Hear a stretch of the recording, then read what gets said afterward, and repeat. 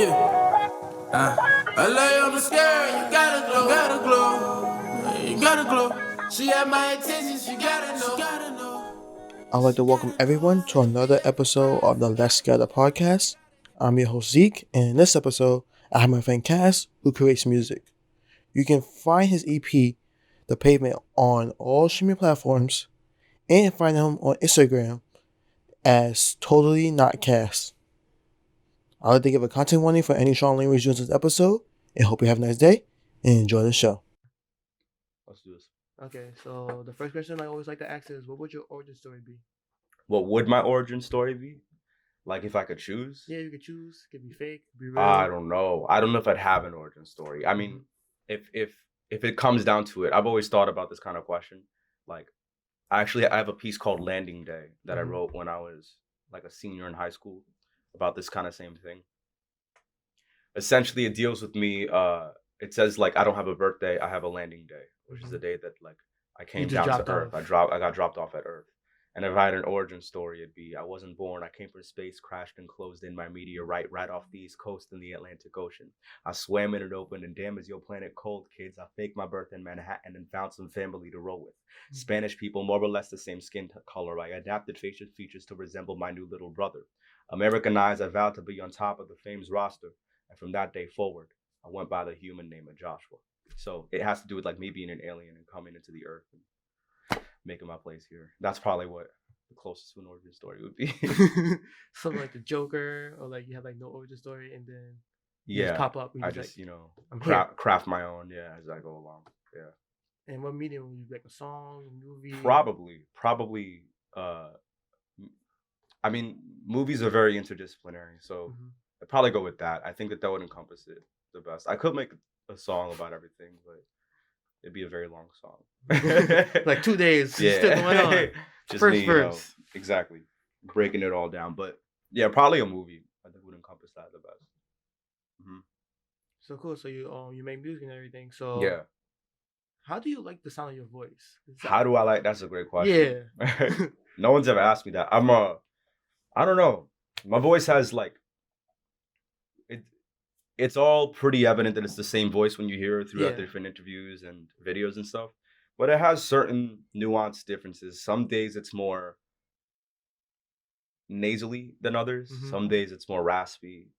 It all really depends. Overall, I'm fine. Like I've never heard myself on a recording and go, "Oh, that's awful." I've never related to that. That's me every single time I look at a video. I'm just like, I can't. Yeah, nah, it's common. There's a scientific reason for it. I forgot why. I know the scientific reason that you hear it differently is because you're actually listening to how your voice vibrates through your bones and stuff. But there's another reasoning for why you don't like the recording of your own voice. You hear it and it's kind of repulsive. But I've never really related to that. I guess that's mainly because like since I was young, I've always done videos and like voice memos. So you got used to it probably. Probably got used to it at a young age. I don't think that can I curse on here? Yeah. I don't think that I gave a shit when I was younger. So kind of leaked into You're like, me going word, over this is nice. It's whatever, I don't love the sound of my own voice. It's just I'm neutral to it, Yeah.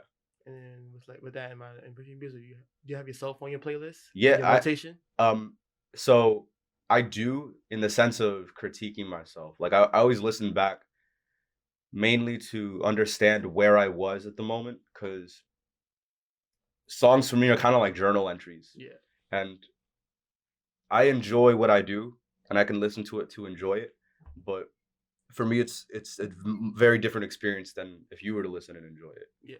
It's more personal. It's more like, oh man, I remember, how much I was sweating while I was recording that, or I was really hungry when I did that one. I was really sad here.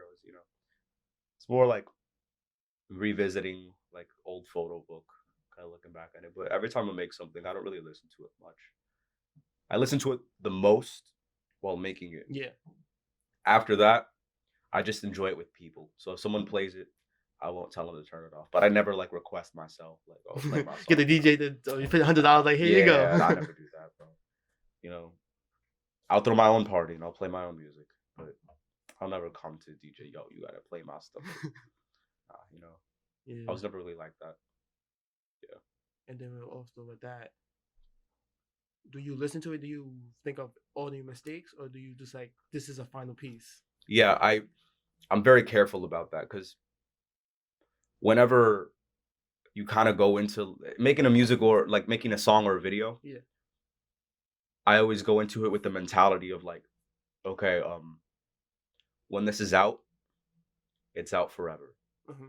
So understanding that longevity is important to making a good product. Try not to lose focus on getting the product out there because you could totally lose yourself in Yeah. that perfectionism. Oh, like, oh, I can't release this yet. It's not ready. It's not ready. It's not ready. You could do that for 40 years, and you will never release anything because you had to be perfect about it. So you do have to have a fire under yourself to kind of get that out there. But with me, when it's out there, I don't really focus on the mistakes, because I don't, I, I prioritize putting it out over any little error that I made in editing. It's not that serious sometimes, especially now. I'm still in the I consider myself in the beginning phases of my, journey. So in the beginning, it's always more important to just put things out there than it is to make sure that they're perfect. And I think that's a concept that a lot of people don't understand. Quantity over quality Hmm. in the beginning, at least. Just get yourself out there. Don't even worry about whether it's perfect or not. Because if you put stuff out, you're ahead of people who haven't. Who's still thinking about it? Just like, Yeah. yo, mm, I seen a video. It was like a dude skateboarding in the skate Hmm. park, in the skate park. It was like waiting for the perfect time to be an entrepreneur. Yeah. And he was just running, Uh-huh. but he never got on the skateboard. Yeah. You got something that's funny. Yeah, it's like if you are in a lab or if you're in a studio, whatever, and you're just working on this one piece that you swear is it. You're just working on that one thing, all eggs in that basket on that one thing. Not even one thing. 5 things. Let's say you're working on 5 songs that are amazing and you really want them to be incredible, really want them to be incredible. But this other guy has put out 50 songs and, you know, let's say they're not as good as yours, right? That guy's further ahead of you, further ahead than you in his career, like, because he actually put stuff out. Yeah. He's And showing he's doing something. yeah, he's actually, producing and putting things out because it's what makes you better isn't really making the stuff. It's making it, then putting it out there, letting time do its thing, letting the world, scrutinize what's going on. And that's important to progress, being willing to share, you know, because if you just lock yourself in and just work on things trying to be perfect before you put it out, it's kind of like it's counterintuitive because you always want to be moving ahead, but you're not gonna. It's like running in place. Yeah. You know what I mean? It's like just running in place, running in place. Like can't be doing that. You got to move ahead, and the way that happens is put it out there, let people hate it. Let people love it. Yeah, you got to share. Artists are very selfish. Yeah. Yeah.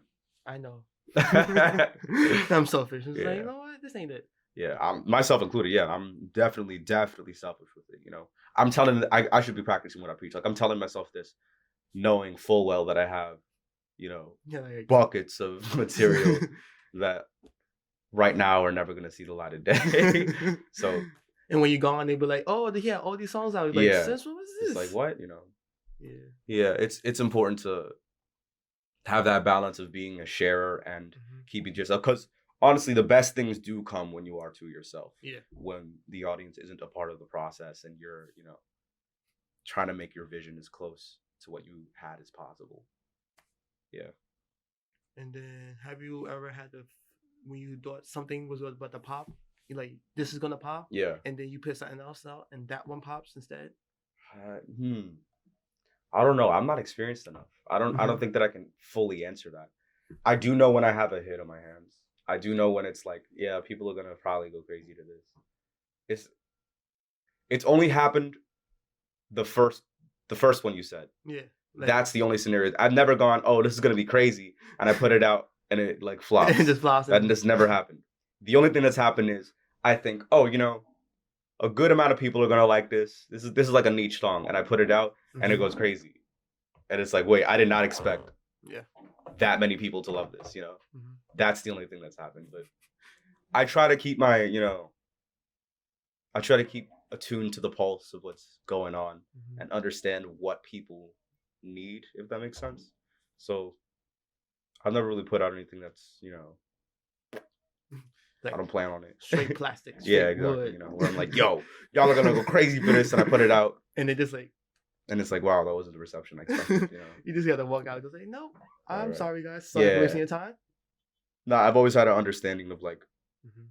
you know, okay, this will probably kill it, or this is gonna be like this amount of, you know, love. You know, but it's so subjective. You know what I mean? Yeah. Because even if I am like, I might be wrong about what I'm saying. Like, I might have gotten it wrong one time, but like, I'm not gonna remember that. Like, I don't No focus dwell on it. on the You know? negative. Yeah, exactly. I don't dwell on the negative. I gotta learn that because I dwell on the negative right Yeah, now. it's important to understand where you are. Yeah. But you got to know that it's not a permanent place. You know, I believe in the law of attraction. You know, good thoughts benefit good things, or attract good things rather. But you can't like lose yourself in, damn, this didn't get that many amount of likes. It's like whatever, like Yeah. it's all virtual, you know.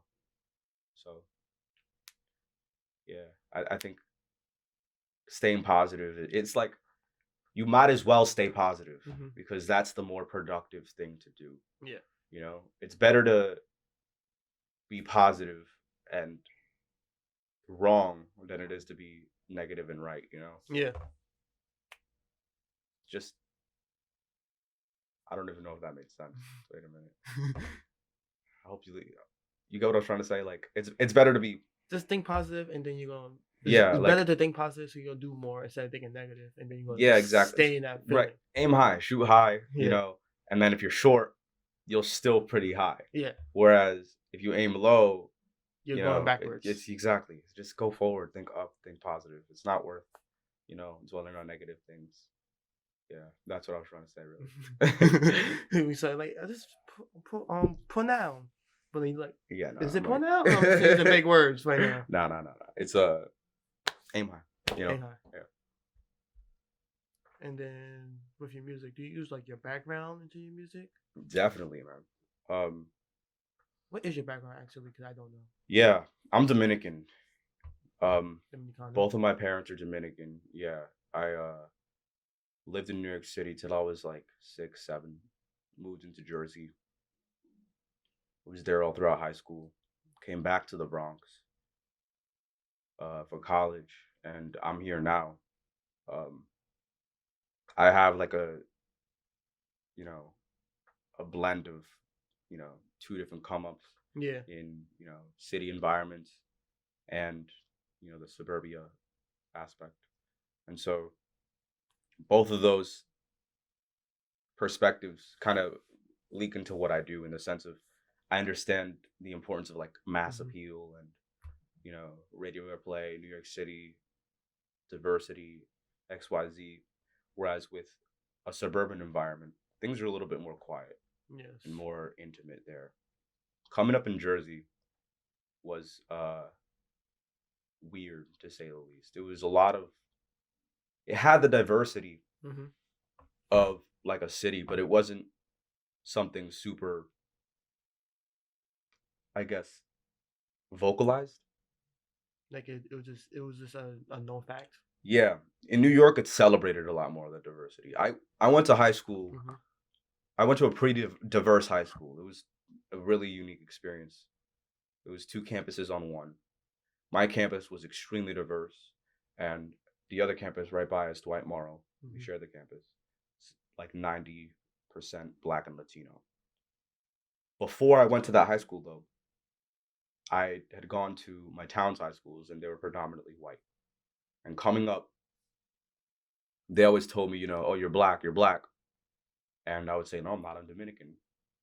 And then in high school, I'd be like, oh, I'm black, I'm one of y'all, but they'd be like, no, you're not, you're Hispanic, or you're Indian, you know what I mean? Like this, like whatever they were saying. Yeah. It's a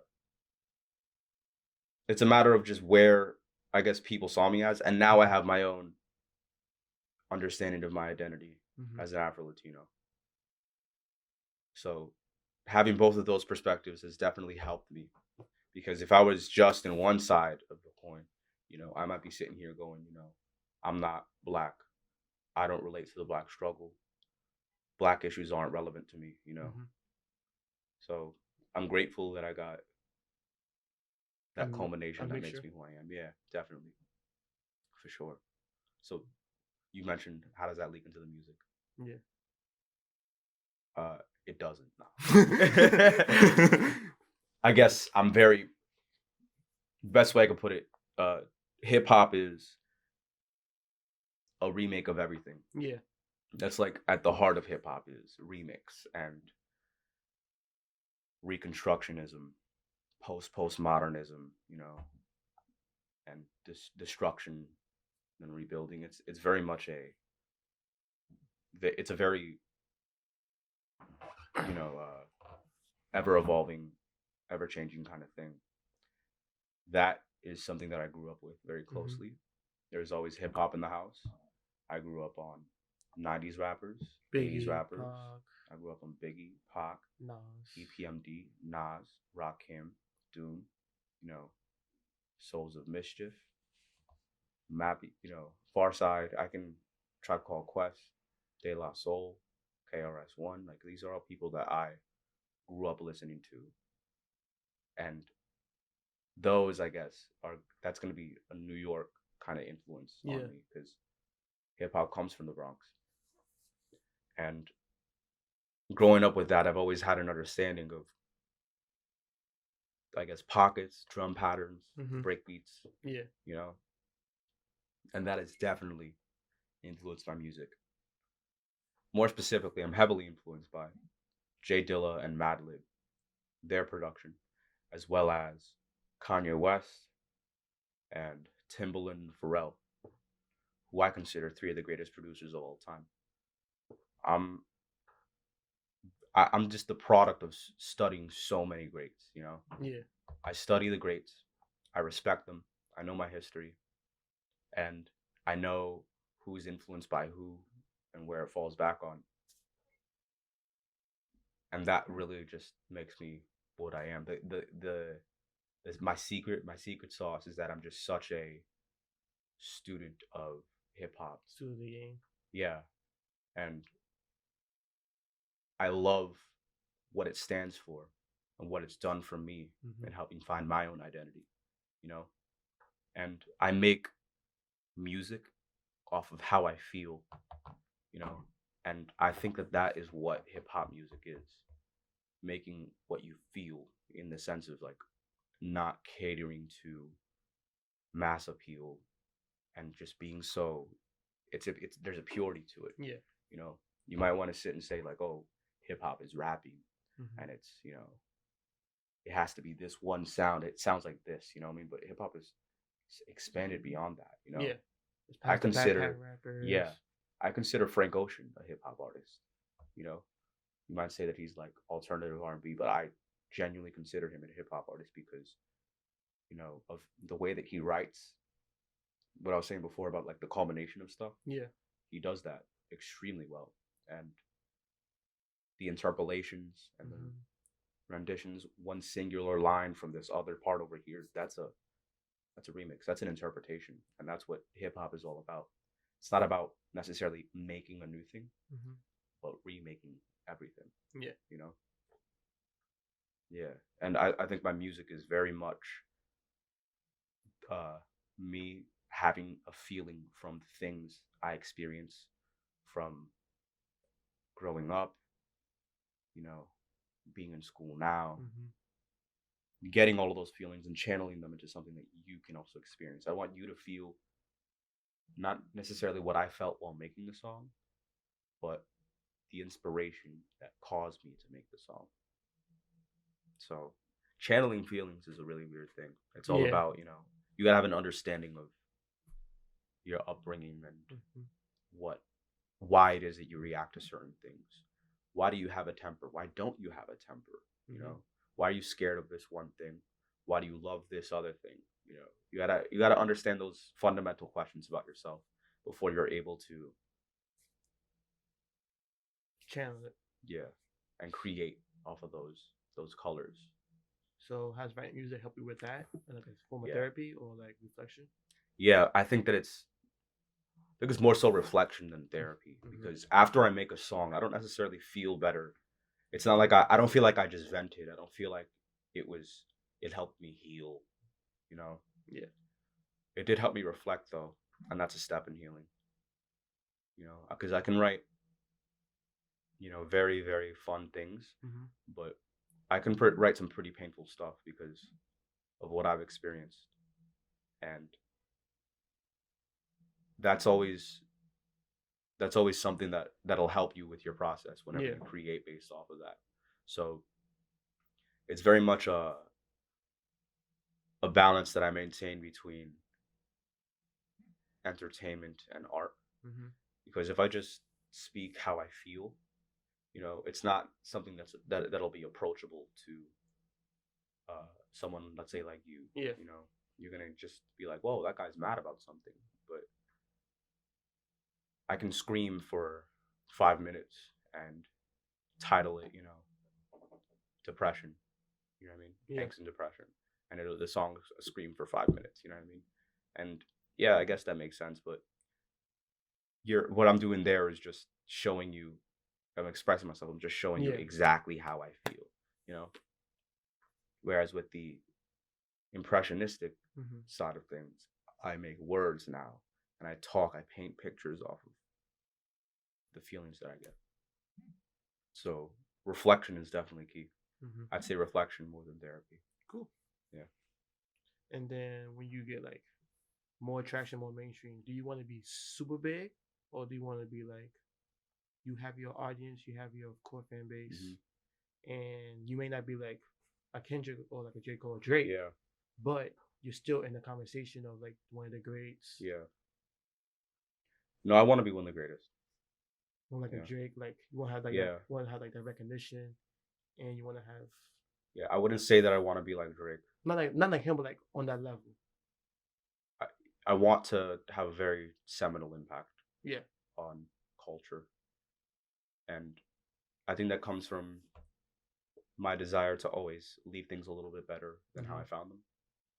Just how I was, you know, I was raised. It's always been something that I've kind of understood about myself. I'm a pretty intense person, and it shows in the music. But overall, by the way that people talk about what I do, Mm-hmm. I'm not at all the biggest, you know, artist in my area or anything. You know, Hometown I'd hero. love to be, but say again. Hometown hero. Yeah, I'm not a hometown hero or anything, you know. But when people talk to me about my music, I understand that they're feeling something. You know, there's a very big difference between hearing something and feeling it. And Yeah. when they listen, you know, people feel what I'm going for, which is amazing. And you can just look on it online, like the way that I like to. The YouTube comments hold so much truth. When you look at an artist who's doing things to just impress you, you'll see. Just read the comments. Yeah.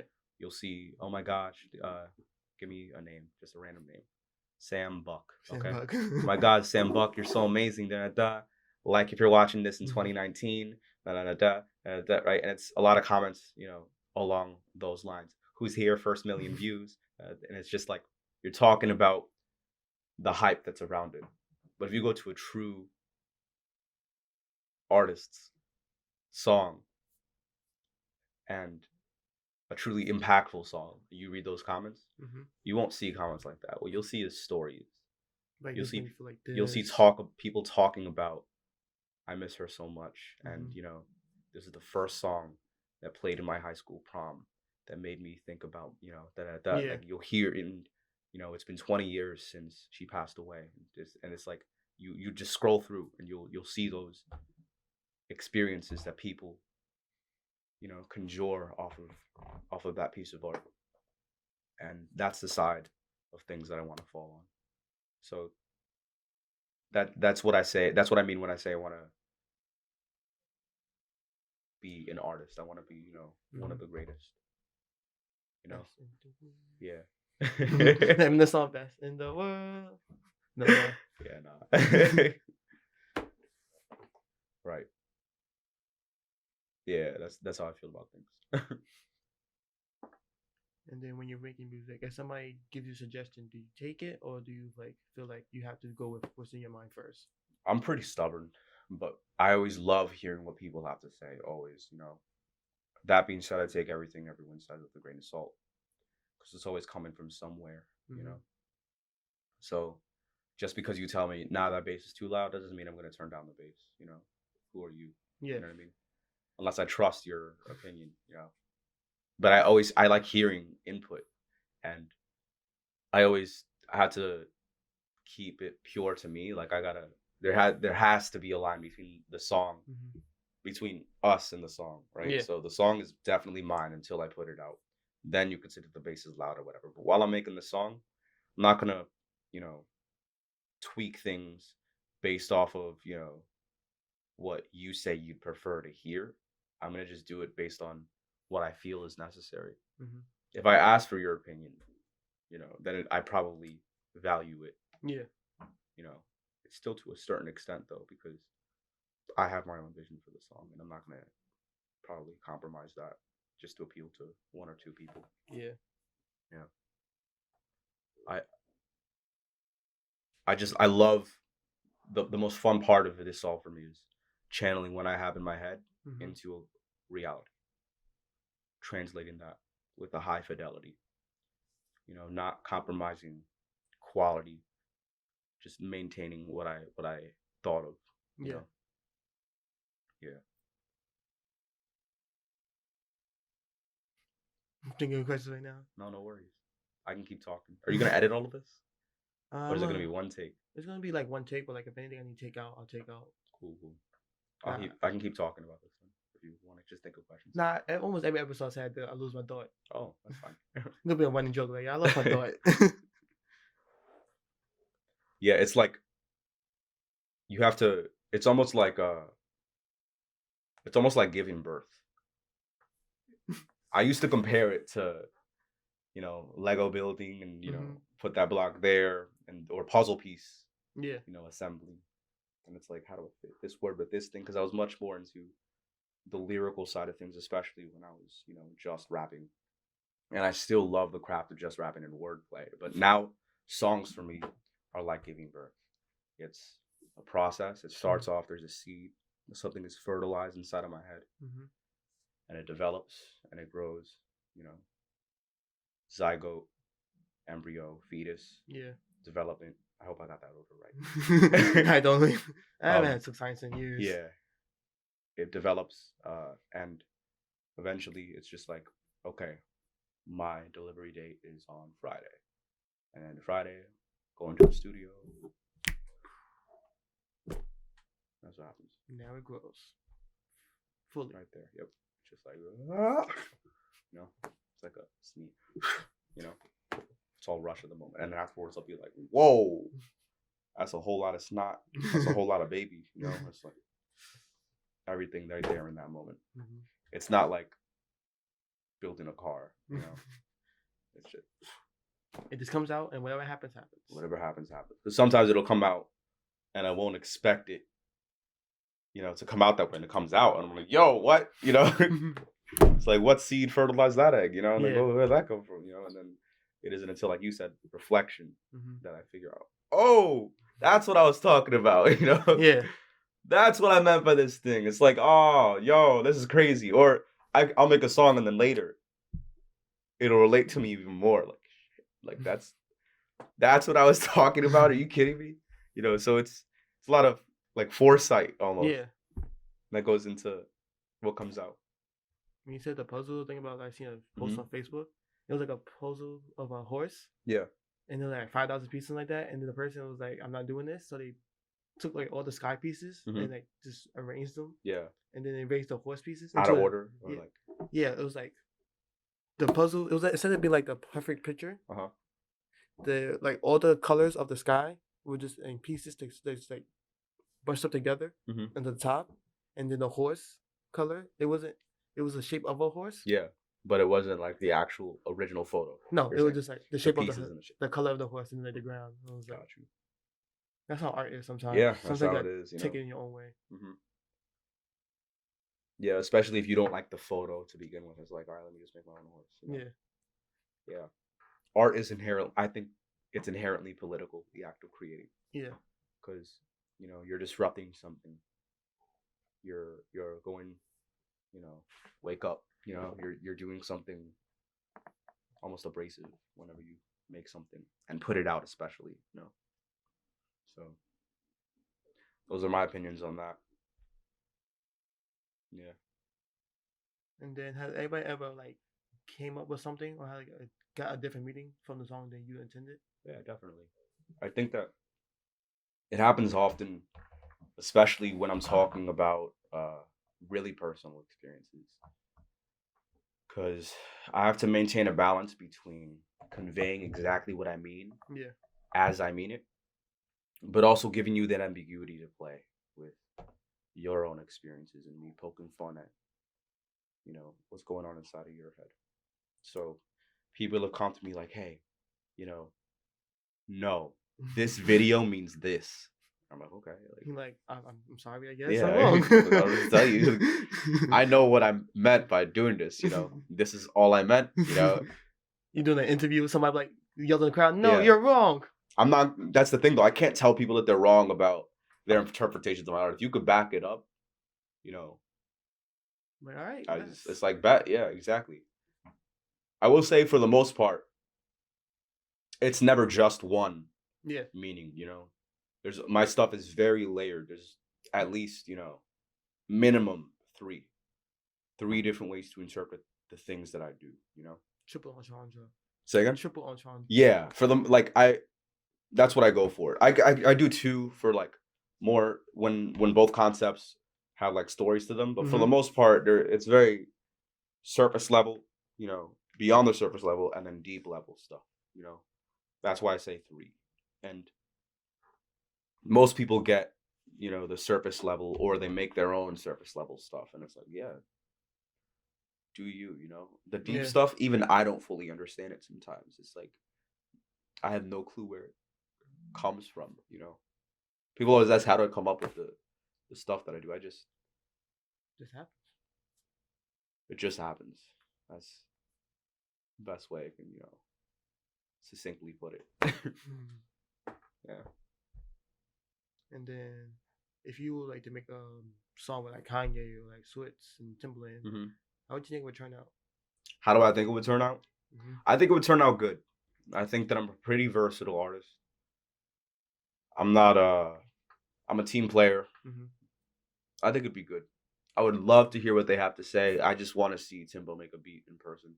It's like a goal of mine, It's like, just be like a student, not even the artist. I wouldn't do anything. I'd just be like, I just watch what these people do because they laid the groundwork for so many other artists. So I want to see what they're doing. Do you think we'd be able to go to like a battle with them, like have your beats against their beats? I don't know. I wouldn't want to.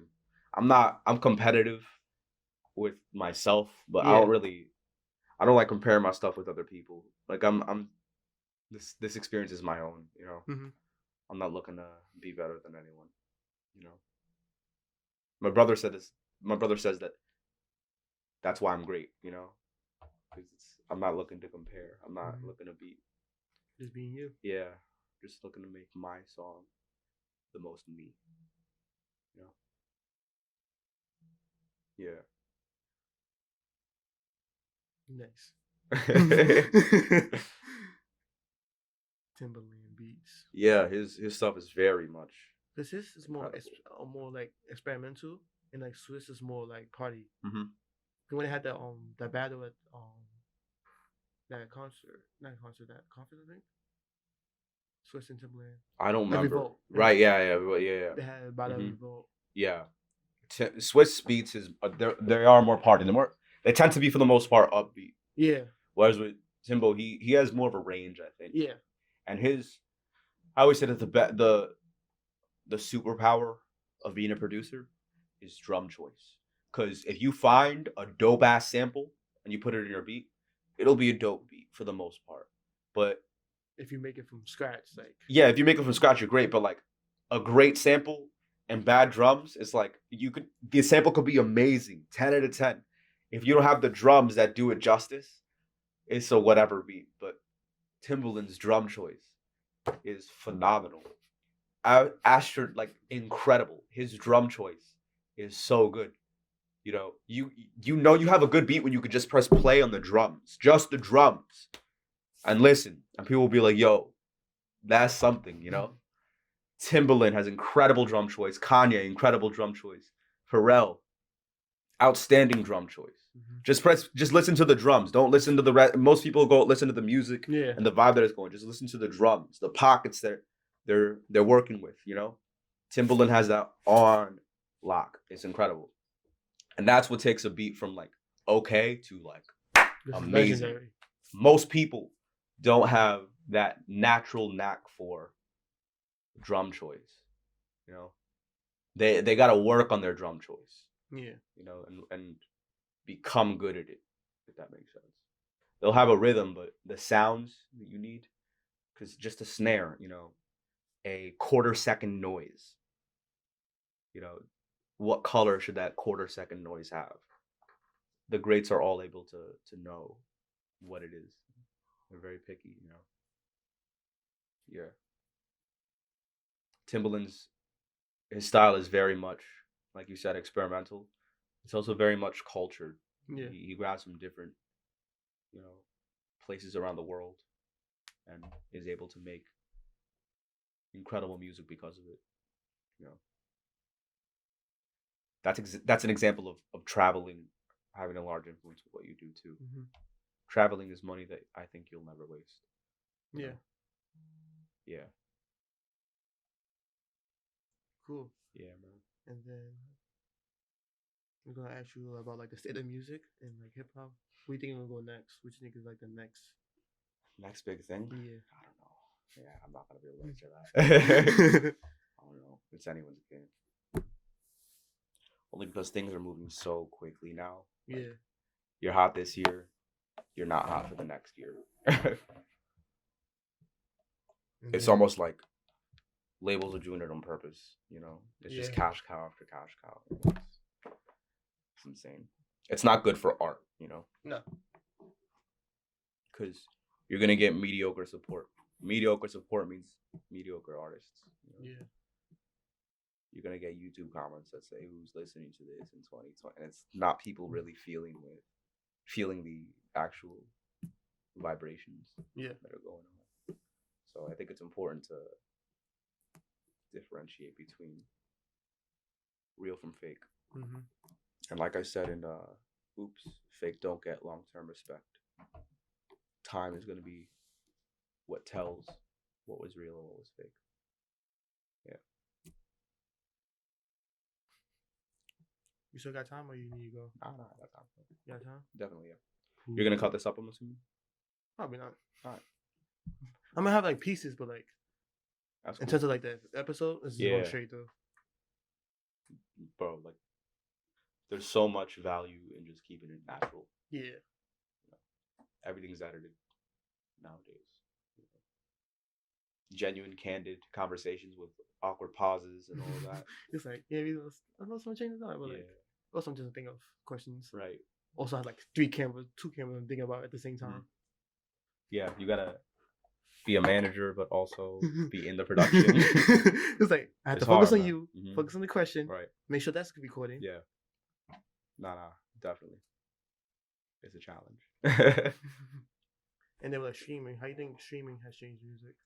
That's a good question. I think that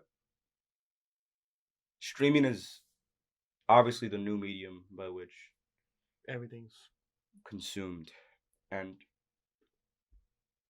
it always happens where when the medium changes, the art changes. Yeah. You know, an example of that is the changing between what's the word? Album? No. Single? Whoa, I'm forgetting. Whoa. Gramophone. Wow. The gramophone. The record player. Oh, record. The record player with like a speaker installed into it. It would amplify it. You know, those couldn't pick up certain low end frequencies. So in songs, what happened, this was around like the 40s. So what happened is they switched the lowest instrument from the bass to the tuba because it was a little bit brighter. Yeah. And they'd be like, oh, you know, when this plays on record, it'll sound better, you know? And that's happening now with Spotify. You get one play, it counts for the first 30 seconds. And now everyone's going, yo, how do we make people stay just those first 30 seconds? You know what I mean? And how do we get that play? After the 30 seconds are over, we can do whatever we want. But those first 30 seconds are crucial. How do we keep them there? Mm-hmm. And that's what singles are evolving into. Yeah. You know, maintaining that Spotify sound, for so to speak. And it's affecting music in the same way that any other medium can affect any other art form. You know, it changes how people experience it. It changes it inspires the structure for what's going on. Like, it forces you to evolve. Yeah. And you have to play by new rules, and whoever doesn't get left behind. You gotta move with the soundscape, if you will. With me, I'm very much a proponent of authenticity. Mm-hmm. But adaptability is very big. Yeah. If you want to survive in the industry, because not being willing to adapt means being inflexible. Mm-hmm. And things that are inflexible, they break. They break. They're brittle. They become brittle, especially over time. So it's important to know that you have to change with the mediums, if you want to do those numbers and be big and stuff. If you don't, go against every system there is. Say fuck that. Break every single rule. Do it all, Like, also, you get you fame, like, oh, this person's doing something different. Let's follow them. Right, but it also won't, because none of that is, people who break every single rule without even knowing the rules aren't, successful. And they end up actually following some rules. There's always a rule you want to follow. It's like it's anti-culture culture. Same thing as anti-culture culture. Like, you're following a culture. Yeah, you're creating a culture off of anti-culture. Yeah, like you're running in place. You're running in a circle. Yes, one step forward, two steps back. I fundamentally believe you got to know the rules in order to break them. Not just that, you got to follow some rules. Play along. See what's happening. Just play along. Coast right along. Do what people expect you to do. Impress people. That's what I'm doing now with these singles. Is I'm playing by the rules. I'm keeping it cool, keeping it friendly, keeping things approachable. Because when that album hits, it's not gonna sound anything like this. I know that full well. You get a little taste. My closest associates know that fully well. So yeah, exactly. I'm giving hints of what I'm gonna be going for in the future. Like at the end of Woo, what happens at that epilogue is extremely important. But what's going on there is very much. It's very different, from everything else around it, from Oops and Uh-Oh. You be like, all right, you give them a false sense of security. Yeah. And then you not trap them, but like something new, something different. Yeah, exactly. Surprise them. Perfect word. Surprise them. When you come out of, left field with just like, oh, and this, like, here's this, this new single, it's got something like that too, where it's like, oh shit, Josh is playing with us. New at the time of recording. Yeah, it's like yeah, new relatively speaking. To the time of recording. So should I just speak about the single like it exists already? Because I guess by the time we put this out, it's out already, right? It's coming out. Recording like next Friday. It's out next Friday, yeah. So definitely gonna be out by then. All right, so I'll just talk about it then. Right. So Woo, the ending of Woo is it's so different, and I'm playing with that sound, so don't think I've completely compromised what I'll go for here, what my intention is. And the beginning of same thing. The very beginning, those first 30 seconds are, that shit is different. That shit's unlike anything you've ever heard, and I'm fully aware of that. But then I switch right back into the old style, so as soon as that beat drops, you get it. But when I got you for those 30 seconds at the end or at the beginning of a song, just know what my strong suits are. Just because I'm making it slap doesn't mean, that I can't express what I'm feeling, and I can't make some, Mhm. new shit. Yeah. So just because the beat is something that reminds you of, oh, this is early 2000s Timbaland production for I know, Yeah.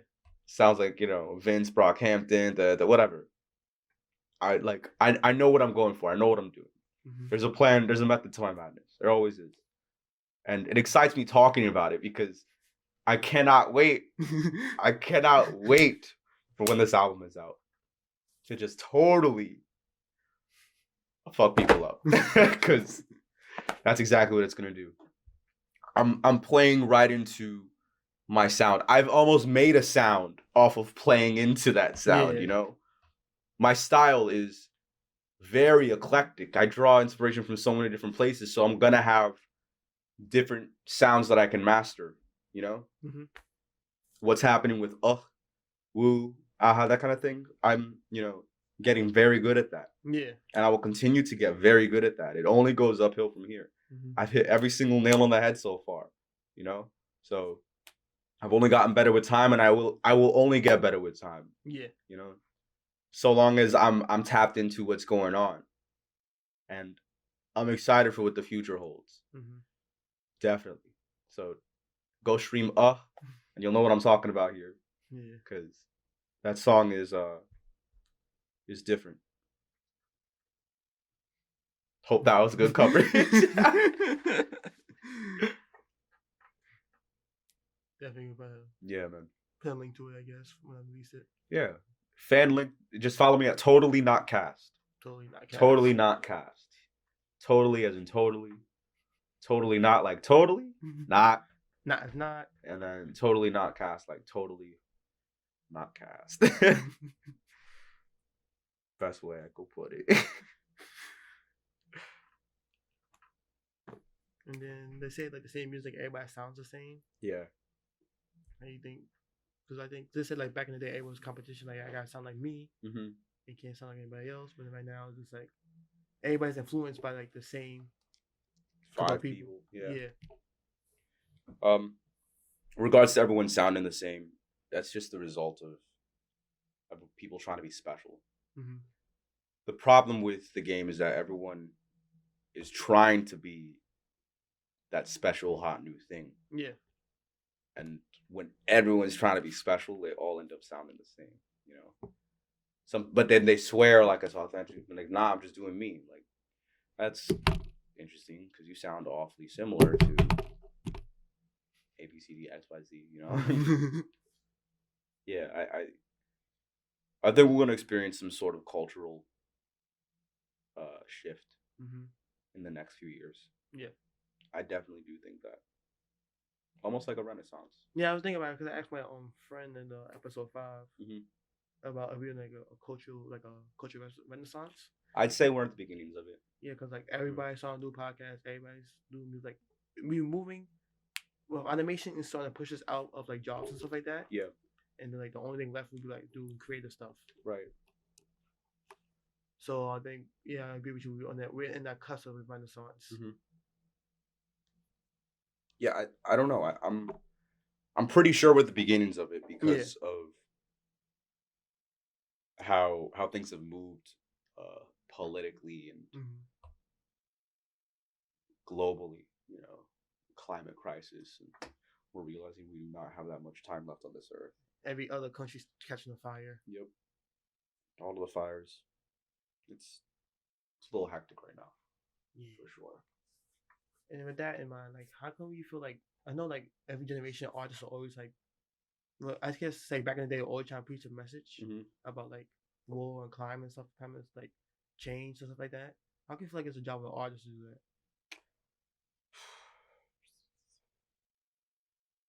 I'm always like, they're artists. They're not like,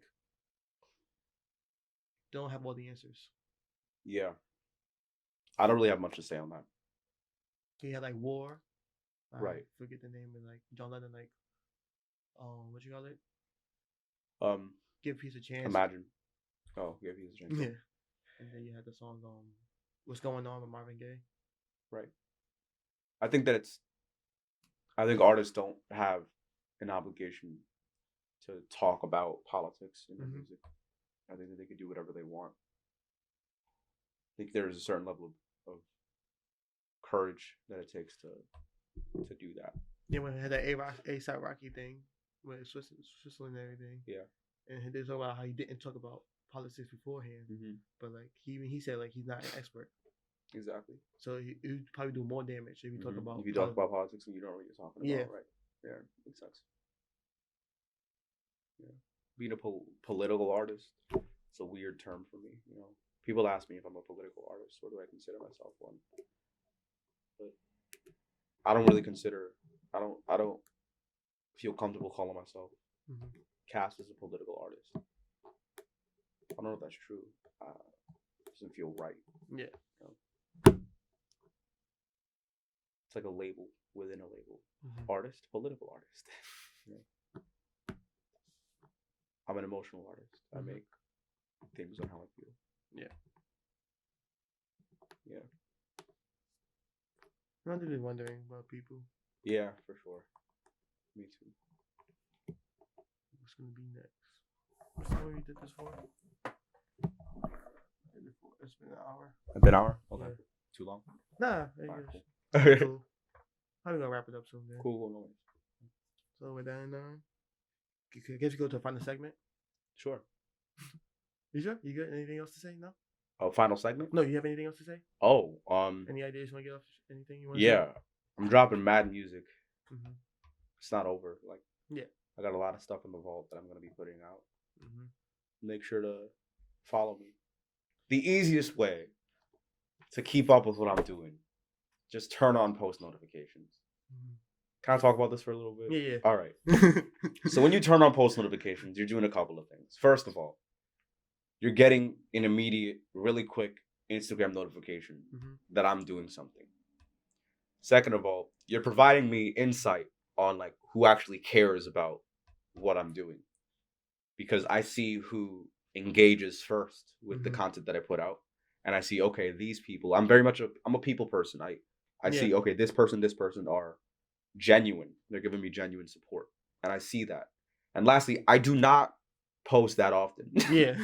Whenever I do post, it's an important thing. It's like a substantive thing. So when you turn on post notifications, you're just getting, you're just getting the goods. Yeah. Right as they come, So it's just easier for all of us. And it clutters out all of the filth. That way you don't stumble across, oh, by the way, yeah, Cash put out a new song, and then every new thing. It's just a direct thing. Hey, I'm doing this. It's much more clean. Yeah. Direct and upfront about what I do and you getting it. Just easier for everyone. It's a good feature. Yeah. And I think that it should be utilized. So turn on post notifications. I don't post that often. I don't think I'm annoying. Hope so. Yeah. And last question I asked is what would you name your origin story? What would I name my origin story?